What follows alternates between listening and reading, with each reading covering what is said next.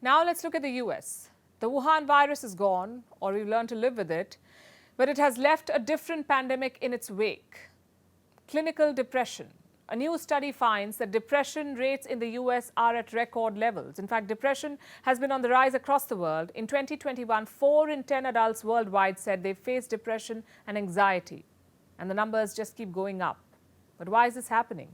A simple answer is the pandemic and its aftermath. But there's a lot more to it. Our next report brings you the details.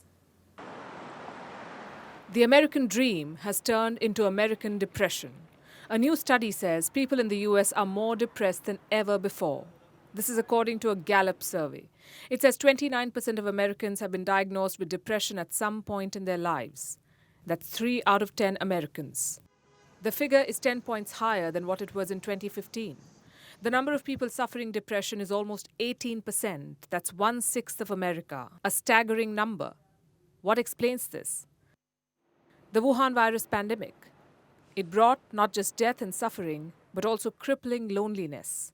People under lockdown were trapped at home, separated from their loved ones, and that took a toll. That trauma hasn't been completely processed yet. Many are still reeling from long-term depression. And the effects aren't spread evenly. Women have been affected disproportionately. Around 25% of American women are currently depressed. COVID-era job cuts targeted them more. Many had to quit their jobs to look after children and the elderly. Then there are the frontline workers. In 2019, about 80% of US healthcare workers were women. So more women experienced the horrors of the Wuhan virus up close. Watching so many people die is bound to have an effect. And while this study was on the US, the numbers around the world aren't any better. In 2020, about 20% of the people around the world said they had experienced depression. The numbers were the highest in Latin America, about 33%.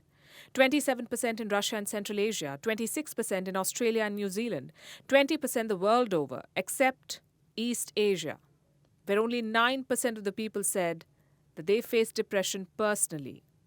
But that doesn't mean that Japan, South Korea, and Taiwan are exceptionally happy places. It just means that the stigma of talking about mental health issues runs high in this region. Increasingly, countries are trying to fix this, to destigmatize talking about depression. And the youth is leading the way. The world over, the youth are voicing their frustration. They're sick and tired and refuse to suffer in silence. I would not want to leave. Everyone is here, my family, my companions, my friends. But in the last 2 years, I have caught myself thinking about it. There are days when my partner and I return from a 12-hour shift. We calculate what we made during these hours, as compared to the European countries, and I get depressed. I feel a sense of futility. That is the basic feeling, futility. That's why almost all studies note that young people are the most depressed section of society. Because young people talk about their mental health. And maybe that's the way forward. You can't fix a problem if you don't admit that it exists.